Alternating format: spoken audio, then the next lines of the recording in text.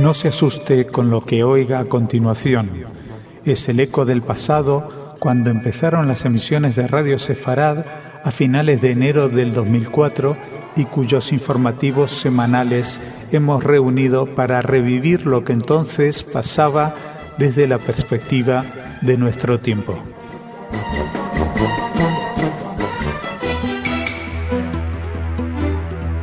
Señoras, señores, bienvenidos a nuestro espacio informativo. Hay noticias acerca de Gilad Shalit, se las vamos a contar. También les vamos a hablar de un terrorista que fue abatido en Gaza, de la OLP, que ha acusado a Siria de crímenes de lesa humanidad, y además de la historia de un periodista detenido en Israel, jefe de Al Jazeera en Afganistán. Todo esto en nuestra primera parte del informativo. En la segunda, Ana nos traerá noticias cultural, pero como les decía, empezamos hablando de Gilad Shalit. Según el ministro de Defensa de Israel, Ehud Barak, hay una cierta verdad detrás de los rumores sobre las negociaciones renovadas para la liberación de Gilad Shalit. Dice Barak dijo ayer en una entrevista con Radio Non-Stop en Tel Aviv, que no sabe nada y porque no cree que vaya a ayudar, pero cuando se le preguntó especialmente sobre el informe que ayer decía que el líder de Hamas, Khaled Meshal, estaba yendo al Cairo debido al aumento de la flexibilidad israelí en el trato, Barak expresó que había un grano de verdad en esos rumores. Así que son informes que son parte de un proceso del que el ministro de Defensa dijo que prefería no hablar, y agregó que hubo conversaciones serias con Hamas 2 veces en los últimos 5 años que no han tenido éxito. El periódico de lengua árabe con base en Londres, Al Hayat, informaba que se esperaba que el líder de Hamas llegara al Cairo ayer por la mañana como parte de una tercera ronda de negociaciones indirectas con Israel por la liberación de Shalit. Todavía no es posible hablar sobre ningún avance en las negociaciones, según un alto funcionario de Egipto, pero hay una voluntad real de ambos lados para avanzar con el trato, e Israel parece ser que está listo para pagar el precio para liberar a Shalit. Son declaraciones de este alto funcionario egipcio. Vamos a estar, como imaginarán, muy pendientes de lo que suceda. Más cositas relacionadas con la zona es que la Fuerza Aérea Israelí atacó a 4 objetivos, una célula terrorista de Hamas, que estaban preparando el lanzamiento de otros cohetes contra Israel. El embate israelí se produjo en rápida respuesta al disparo de un cohete de tipo Grad contra Beersheba. El portavoz del ejército confirmó que hicieron blanco en todos los objetivos, que la célula terrorista fue identificada y que se la bombardeó justo antes de que disparara otro cohete que todavía estaba en sus manos. Algunas fuentes de Hamas revelaron que los 3 operativos que estaban lanzando cohetes contra las ciudades de Israel fueron alcanzados por misiles israelíes en el primer ataque aéreo producido al este de la ciudad de Gaza. Uno de los terroristas murió, otros 2 resultaron heridos. También, por otra parte, fuentes médicas palestinas cercanas a Hamas manifestaron que un joven palestino resultó herido cuando fue bombardeado el túnel que estaba empleando para el contrabando de armas y en él estaba operando. El secretario general de la OLP, la Organización para la Liberación Palestina, Yasser Abed-Rabo, calificó el martes de crimen de lesa humanidad el ataque de tropas sirias contra un campo de refugiados palestinos en Latakia. El dirigente condenó el bombardeo desde barcos de guerra, tanques contra casas de hojalata y personas que no tienen dónde correr ni dónde esconderse. Así se hizo eco el Jerusalem Post. El secretario general de la Organización para la Liberación de Palestina condenó ese bombardeo, como les decía, y fueron su condena ante la UNRWA, ante la Agencia de Naciones Unidas que se ocupa de los refugiados palestinos, que ya informó que entre 5.000 y 10.000 personas han tenido que huir del campamento Al-Raml. Es curioso cuando suceden estas cosas, porque si ustedes se dan cuenta, no lo vemos en las primeras portadas de ningún medio de comunicación y no hay ninguna manifestación por estos palestinos, porque son también palestinos. Pero se ve que si no está Israel en algún momento de la noticia, no tienen ningún interés. Eso es lo que hace que uno se plantee a veces que la gente no sea pro-palestina, sino más bien anti-israelí. Y terminamos con esta noticia de la que se hacía eco la agencia EFE. El periodista de Al Jazeera, Samer Alawi, palestino, jefe de la delegación en Afganistán de la cadena qatarí, fue detenido por Israel, así lo informaron fuentes oficiales israelíes, que comentaron que se puede confirmar que ha sido detenido, pero no pueden dar más detalles. El Comité para la Protección de los Periodistas de Nueva York, con sede en Nueva York, la CPJ, instó a las autoridades israelíes a que clarifiquen la situación legal y las acusaciones contra el reportero, que seguía retenido desde hace una semana. Alawi tiene pasaporte jordano. Fue arrestado cuando atravesaba el cruce fronterizo de Allenby, Rey Hussein, entre Jordania y Cisjordania, que es justo una zona que está controlada por el ejército israelí. Según declaró su familia a Al Jazeera, Alawi se dirigía a Kabul tras haber pasado 3 semanas de vacaciones con su familia en Nablus. Y también vamos a ir sabiendo cada vez un poquito más. Y lo dejamos aquí para esta primera parte del informativo, porque nos vamos a hablar ahora con Ana de cultura.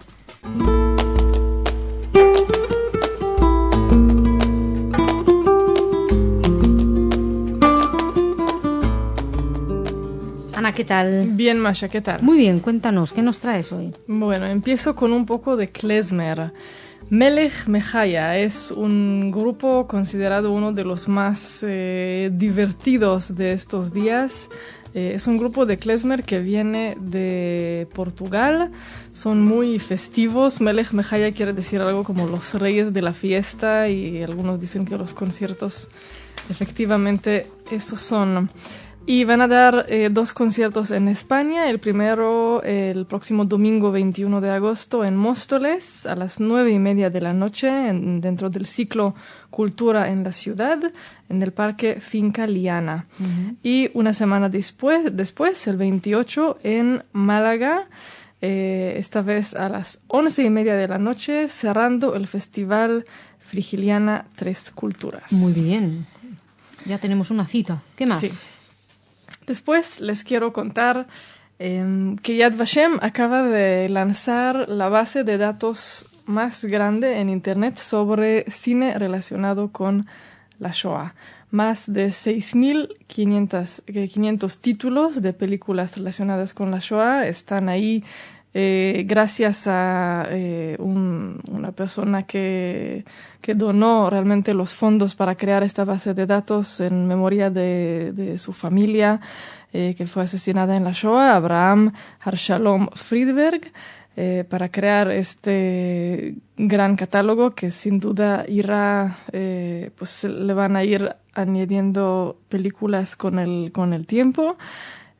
También con información muy detallada sobre las películas. Uh-huh. Qué bueno. Y termino con alguien que hace mucho que no ha visitado nuestro espacio informativo, Daniel Barenboim. Oh, hombre, Barenboim. Que resulta... ¿Le han dado un nuevo pasaporte?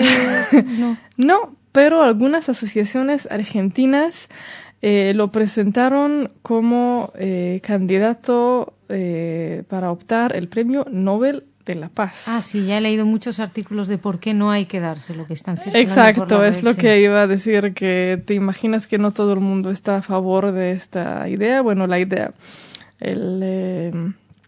también sabemos que la propuesta es por la labor de la orquesta East Western Divan, donde tocan músicos palestinos e israelíes, así como el símbolo de la convivencia, pero que hasta aquí todo bien. Pero también hay muchas declaraciones de Barenboim por las cuales algunos no creen que se merece ningún Nobel. Uh-huh. Estamos hablando del Nobel de la Paz. Sí. Vale. No, porque como es músico pensaba que era alguno. No, eso es por la paz, directamente por lo de la orquesta de israelíes y palestinos, punto. Okay. Pues puede que se lo den, porque el Nobel de la Paz... Puede ser, no me sorprendería muy mucho. Aleatorio. En fin, Ana, muchísimas gracias. Señoras, señores, muchísimas gracias a ustedes también por su atención. Mañana más, aquí en Radio Sefarad.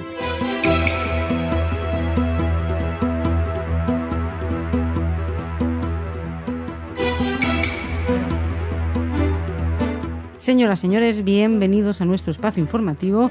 El cuarteto se ha mostrado preocupado por los planes de construcción de Israel en Ariel. Además, mientras el cuarteto está preocupado por eso, Israel está preocupado por una posible confrontación en la ONU en septiembre. No le va a pedir perdón a Turquía y vamos a tener acceso a la acusación del Tribunal Especial en el asesinato de Hariri. Por otra parte, una vez más, Dominique Strauss-Kahn vuelve a ser más sospechoso que antes. Lo digo porque ya saben que primero era súper sospechoso, luego dijeron que no, que la que mentía era ella, después volvió a ser el más sospechoso, luego era ella otra vez la que mentía, ahora parece ser que el que miente es él. Estamos en verano. Estas noticias saltan con mucha más facilidad que en otras ocasiones. Todo esto va a tener lugar en nuestra primera parte del informativo. En la segunda, Ana nos va a traer noticias de corte cultural. Pero yo empiezo con Israel, con esta preocupación del cuarteto, el cuarteto de Medio Oriente. Se manifestó por estas decisiones de Israel de construir nuevas viviendas en Jerusalén Este y en Cisjordania, y ha pedido a los israelíes y a los palestinos también que retomen las negociaciones. El cuarteto, recuerdo, Estados Unidos, Rusia, ONU y Unión Europea, emitieron una declaración difundida en Naciones Unidas donde plantean eso. Chicos, por favor, vuelvan a negociar, ustedes no construyan más y ustedes siéntense a negociar. De hecho, dice la nota, el comunicado, que Jerusalén es en particular una de las cuestiones cruciales que deben resolverse a través de negociaciones entre las partes, y esto pone de manifiesto la necesidad urgente de que se reanuden las conversaciones serias y sustanciosas. Dice que la información de Israel llega en un momento crítico mientras el cuarteto sigue con sus esfuerzos porque se reanuden las negociaciones, que según ellos es la única manera de encontrar una solución justa y duradera al conflicto. Unas conversaciones que no es lo que plantea la decisión de los palestinos de ir a la ONU y declarar unilateralmente el Estado palestino. Bien, pues esto es lo que preocupa a Israel. Está esperando que los palestinos se retraigan y que no hagan, y que no hagan el pedido de reconocimiento de Estado en Naciones Unidas, que está previsto para el 20 de septiembre, como saben, y así lo hizo constar Ron Prosor, que es el embajador de Israel en la ONU, que ha reiterado que una confrontación en la ONU sería perjudicial para ambas partes, y además ha instado a la autoridad palestina a retrasar o a regresar incluso a las conversaciones, no retrasar simplemente la petición de declaración, sino primero conversar. Todo esto parece las noticias de hoy quieren decir que todo hay que conversarlo. Entre otras cosas tenemos la cuestión turca, ya se recuerdan, Madi Mármara. Israel quiere impedir que unos barcos rompan el bloqueo. Bajan al barco, son recibidos a palos y de una manera muy violenta por los activistas. Eso termina en una confrontación donde mueren 9 de los activistas. Turquía, que estaba detrás de esta flotilla, o por lo menos había una asociación turca, IHH, que, como saben muchos de ustedes, tiene vinculaciones terroristas, o así ha sido declarado por varios países occidentales. El caso es que Turquía se indigna con Israel, hay una ruptura de relaciones, pero el tiempo pasa y parece que se quieren volver a llevar un poquito mejor. Solamente hay un punto donde no están de acuerdo. Israel ya ha dicho que que es una lástima lo que pasó, que no está bien que vuelva a pasar, que están dispuestos a dar compensación económica, y Turquía dice, todo eso está muy bien, pero lo que queremos es que Israel se disculpe. Israel dice, no nos vamos a disculpar por evitar que entren y que rompan un bloqueo legal. Entonces llega Estados Unidos y le dice a Israel, muchachos, vayan, hablen con los turcos, los necesitamos de su lado. Israel dice, ok, va a hablar con Turquía, pero Turquía reitera lo mismo. La cuestión está en que Israel ha vuelto a decir que no va a pedir perdón a Turquía y que, de hecho, quien no quiere bajo ningún concepto es el ministro de Exteriores, Avigdor Lieberman. Líbano. El Tribunal Especial ha publicado la acusación del asesinato de Rafik Hariri. Así lo hizo el Tribunal Especial para Líbano. Se levantó ayer el secreto de sumario de la acusación contra 4 altos miembros del grupo Hezbollah, que son responsables, o por lo menos así los acusa el tribunal, o los declara culpables, responsables del asesinato en 2005 del ex primer ministro libanés Hariri. La acusación identifica a Mustafa Amine Babreddin, de 50 años, que sería el cerebro del ataque. Salim Jamil Ayash, de 47, es quien coordinaba el equipo y perpetraba el atentado.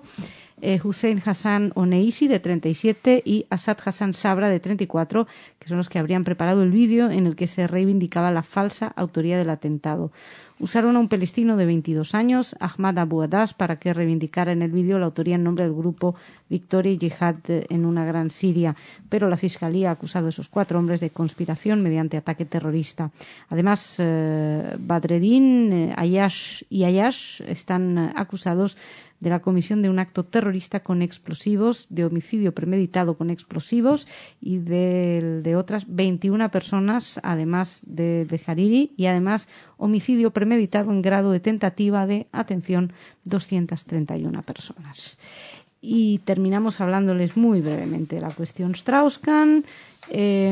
Parece ser que un parte médico demuestra que la mujer guineana que sufrió diversas heridas causadas por violación la noche del 14 de mayo, que fue cuando fue atendida por los facultativos del Hospital St. Luke's Roosevelt en Manhattan, que son quienes emitieron el informe. Diagnóstico: agresión. Causa de las heridas: agresión, violación. Estas son las conclusiones del informe forense que fueron difundidas por el semanario francés L'Express. También el parte explica que Diallo, que es esta mujer guineana, llegó al centro en ambulancia, aunque era capaz de desplazarse por sí sola, pero iba acompañada por un agente de policía. Veremos si mañana algún nuevo informe desmiente este informe. En cualquier caso, nosotros avanzamos y vamos a hablar de cultura con Ana.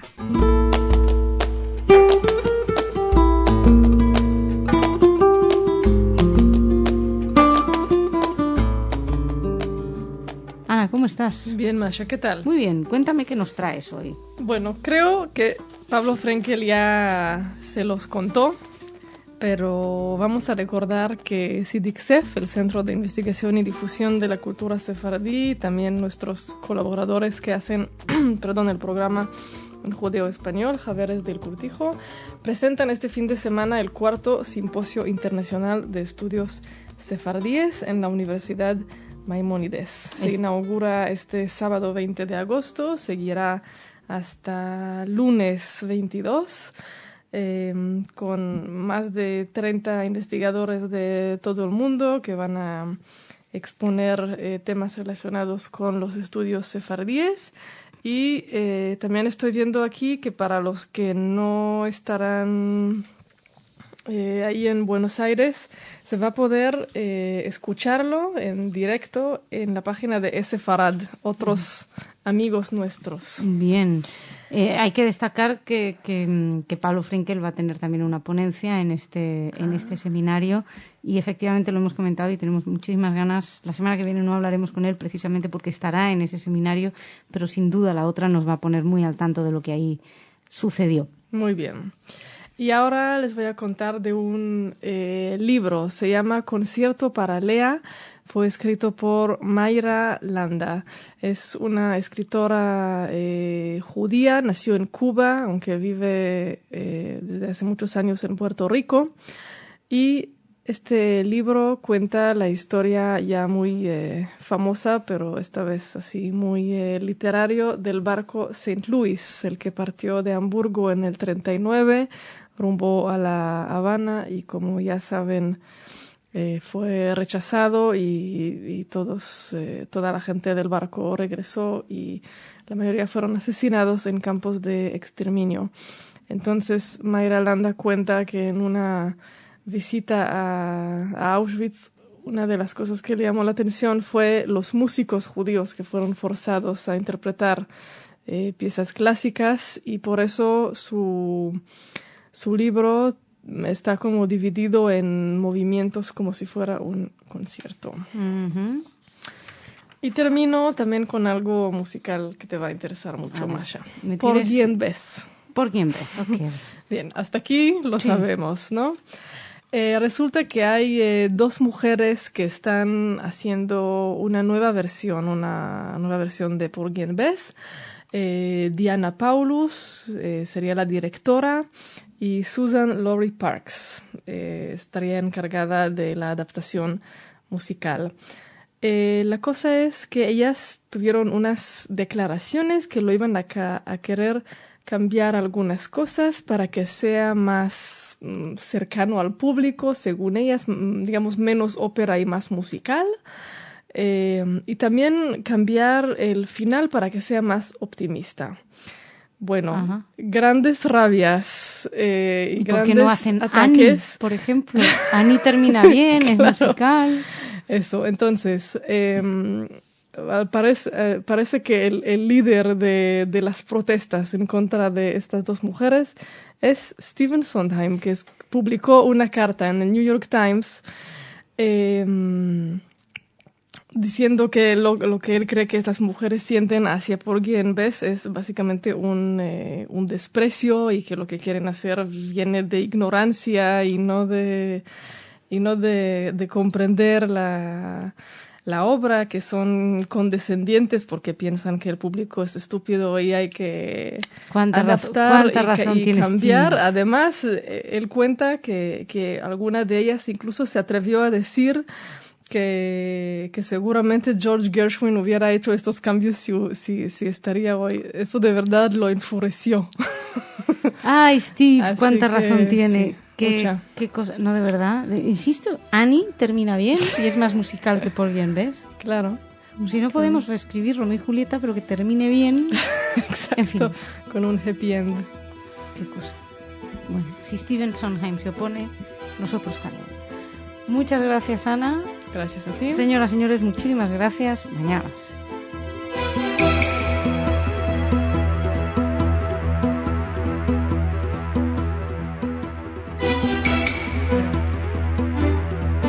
Señoras, señores, bienvenidos a nuestro espacio informativo.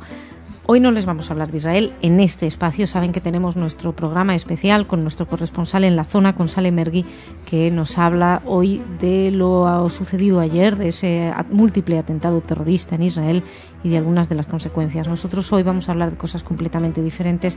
Les vamos a hablar de algunas cuestiones relacionadas con el antisemitismo alrededor del mundo. Por ejemplo, vamos a empezar en España, aunque no podríamos hablar de antisemitismo exclusivamente, pero sí que la víctima de este acto de vandalismo no es una persona, es un homenaje a una persona, a Fernando Mujica en San Sebastián. Tiene un monolito que amaneció en esta semana con pintadas y con varios destrozos.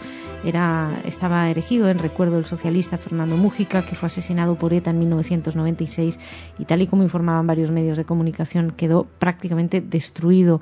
Sufrió un ataque por parte de desconocidos en el emplazamiento del Monte Igueldo en San Sebastián. El grupo socialista en el Ayuntamiento Donostiarra en San Sebastián difundió un comunicado en el que, después de recordar que el monolito de homenaje a Mujica ya había sufrido con anterioridad varios ataques y pintadas alusivas a ETA y de tono insultante y amenazador, ahora lo habían destrozado por completo, convirtiéndolo, dicen, incluso en un basurero. El ataque dañó hasta las letras con el nombre de Mujica, que figura a los pies del pequeño monumento de una sola pieza que lo recuerda en Iguelto. Fernando Mujica Herzog fue asesinado el 6 de febrero del 96 por varios disparos cuando caminaba por una céntrica calle de la ciudad. Vamos a seguir, les vamos a hablar ahora de un grupo partidario de la supremacía blanca, de la raza blanca, y que parece ser, denunciaban algunos medios, que se aprovechan de la tragedia de los adolescentes para difundir mensajes racistas y antisemitas. La organización Alianza Nacional se llama, ha distribuido volantes en coches, en columnas de alumbrado, en las puertas de los centros, incluso para mascotas, en Fort Pierce. ¿Y por qué? Pues porque en ese lugar Troy Penn, de 18 años de edad, bachiller de un colegio secundario de Kings Hills, disparó y mató a su exnovia, a Amanda Borsos, de 17 años de edad. Después él huyó y se suicidó con la misma pistola. Bien, pues estos volantes advierten a los padres blancos que no permitan que las hijas salgan con negros, porque podría ser cuestión de vida o muerte.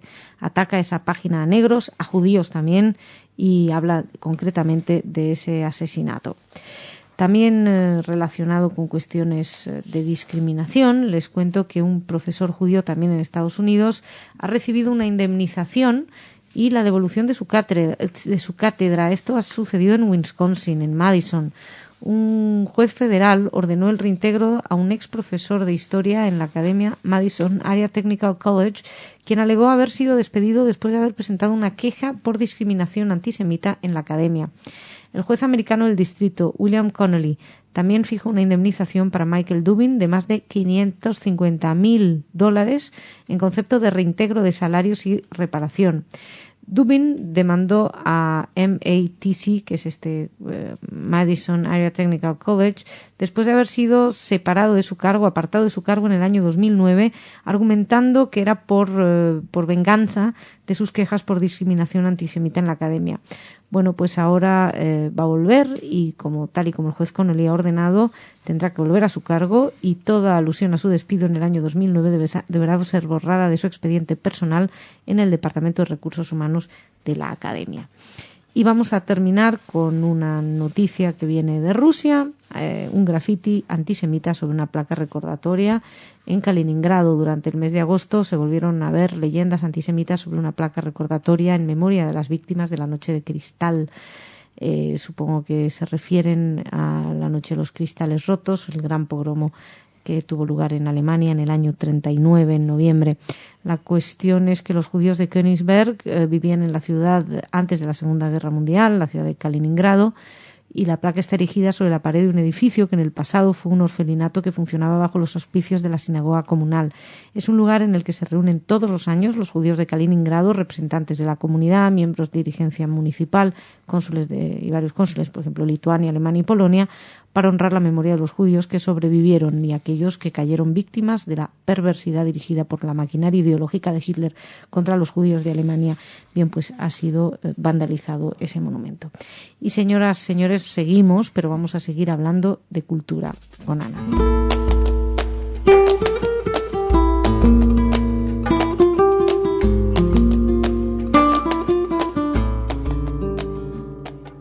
Ana, bienvenida. ¿Qué tal, Masha? ¿Cómo estás? Muy bien, gracias. Tienes razón. Fue en el 38, en la Noche de los Cristales Rotos. Es verdad, se me escapó. Porque fue justo un año antes de que empezara la guerra. Sí, además tenía que ver con todo el invento nazi propagandístico.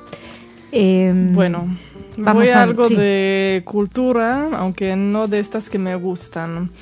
Un escándalo la semana pasada en Italia porque hay un festival dedicado al compositor italiano Gioachino Rossini, que una de sus óperas se llama Moisés en Egipto y se hizo una adaptación. Esta semana estamos con adaptaciones novedosas. Es verdad, la de las chicas estas. Pero la de hoy es también algo más escandalosa. El director británico Vic Graham es quien hizo esta adaptación, en la cual básicamente Moisés tiene un turbante, una metralleta en una mano y es un terorista tipo Osama Bin Laden. Los judíos son palestinos, se suicidan por medio de cinturones explosivos y por ejemplo, donde había un cruce del Mar Rojo en la historia original, pues ahora hay una muralla donde los fugitivos tratan de pasar. Gran escándalo en el estreno de esta obra. No me extraña porque además es que está un poco... Afortunadamente, pero ni siquiera es original, porque es que antes de él se lo han inventado muchísimos antisemitas antes. Sí. O sea, no tiene... en fin. No tiene nada. Bueno, y ahora nos vamos a México, donde se acaba de presentar un nuevo libro de poesía. Orly Guzik es la poetisa que presenta este nuevo poemario que se titula En el corazón de mi estripe, donde habla especialmente del papel de la mujer en la sociedad en general y en el judaísmo en particular. Uh-huh. Y termino con una exposición que está en estos días en gira por muchas partes de Estados Unidos. Se llama Jews on Vinyl. O sea, ¿cómo se llama? ¿Vinilo? Los discos de vinilo de antes. Uh-huh. Bueno, es una exposición pues un poco musical, no un poco, mucho musical, donde se pueden ver las portadas de miles y miles de álbumes de música judía de todo el siglo XX. Se basa en un libro que se publicó en 2008 sobre esta historia judía moderna contada a través de su música. Entonces, aparte de poder ver todas las portadas curiosas, también hay así puntos para poder escuchar la música, donde hay desde clásicos del Yiddish y hasta curiosidades como Streisand Superman y Barbara Streisand ahí vestida como un Superman, cosas así extrañas. Bueno, pues prefiero terminar con esto, Ana. Sí. Muchísimas gracias. Shabbat Shalom. Shabbat Shalom. Que pases un buen fin de semana. Señoras, señores, muchísimas gracias a ustedes. Shabbat Shalom. Que pasen también un buen fin de semana.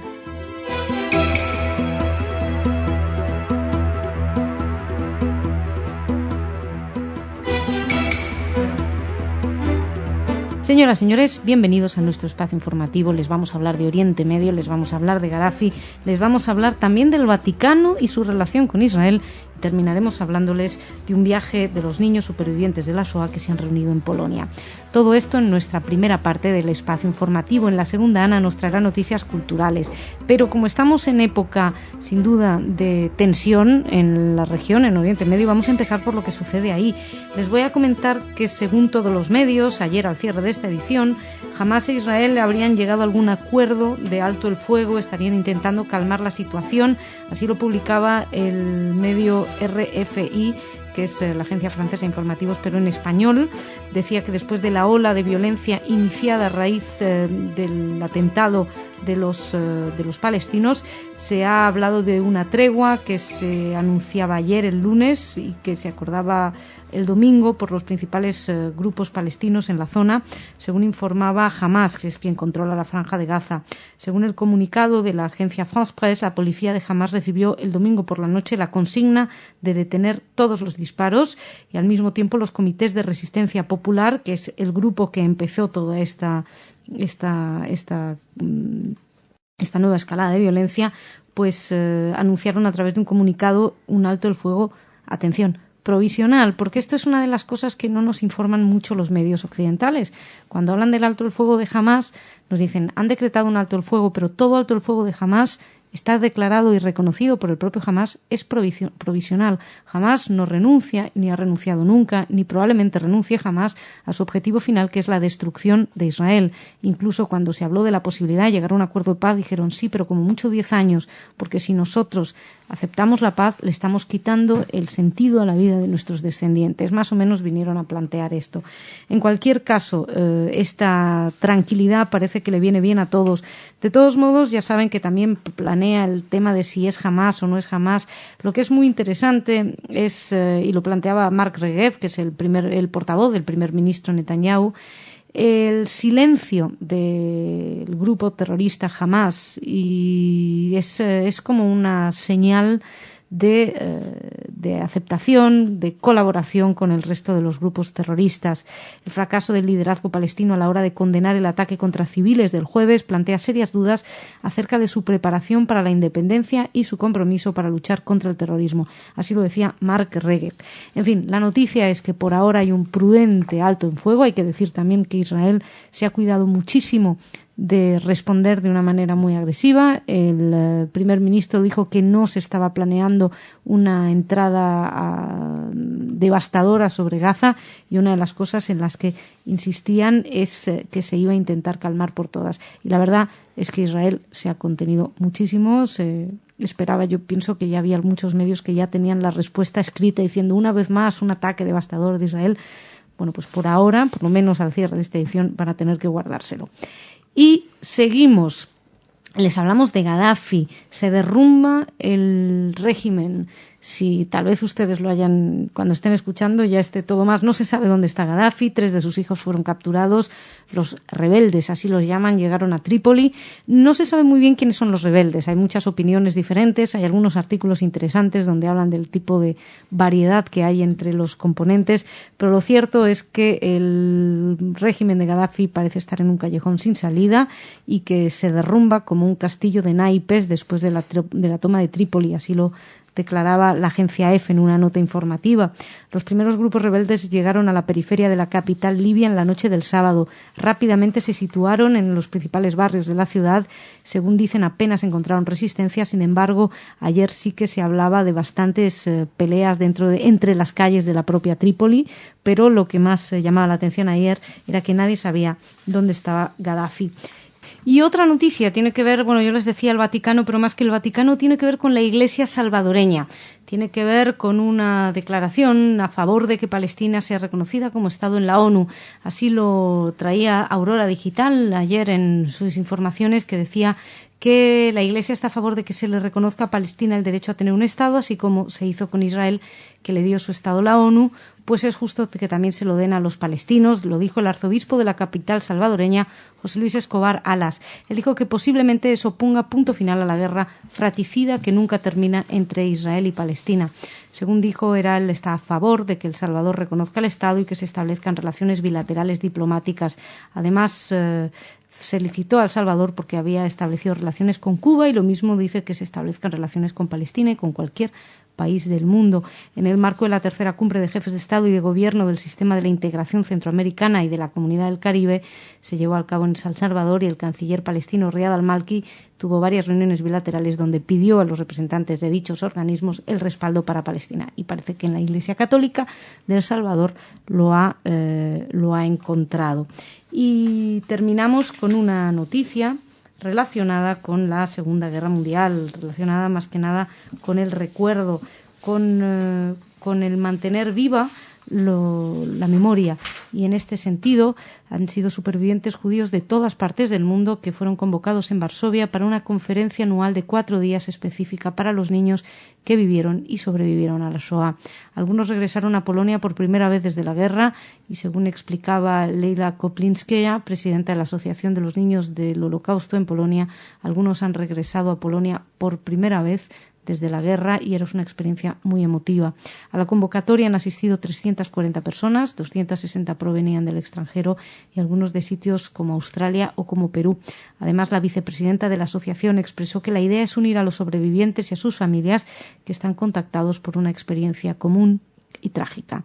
Está planificada por la Federación Mundial de los Niños Supervivientes Judíos de la Shoah esta conferencia y es un evento anual, es el número 23º y esta edición se centra en superar las heridas del pasado. Recuerda el pasado, dice, para ser feliz hoy. Y dejamos aquí la primera parte del informativo y seguimos hablando con Ana de cultura.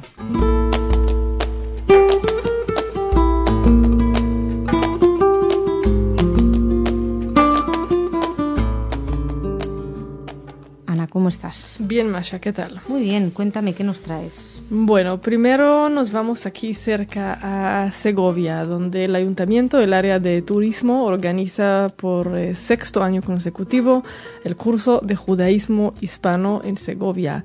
Este año se celebran 125 años de la investigación sobre los judíos de Segovia. Entonces se va a hacer una especie de valoración general de todo lo que se ha descubierto en estos años en los ámbitos de historia, urbanismo y arqueología. Será en el Centro Didáctico de la Judería los días 1, 2 y 3 de septiembre y también incluirá 2 visitas, una al archivo de la catedral y el segundo al cementerio judío de Segovia. Bueno, buenísimo. Y ahora klezmer en Chile. Tú ibas a decir klezmer en chino y me parecía altamente interesante. Eso sería más original aún, pero no. Ahora más que original tenemos clásico, porque un dúo clásico del klezmer, Lerner Mogilevsky, que son de Argentina, darán un concierto el próximo martes 30 de agosto a las 8 de la tarde en la sinagoga Círculo Israelita de Santiago. Y seguro si buscan por ahí habrá algún programa de la radio con su música para si alguien nos quiere conocer antes de ir al concierto. Altamente recomendables. Y termino con un nuevo documental de la BBC que suena muy interesante, que se basa en una biografía sobre Hans Litten. Se llama la biografía El hombre que humilló a Hitler.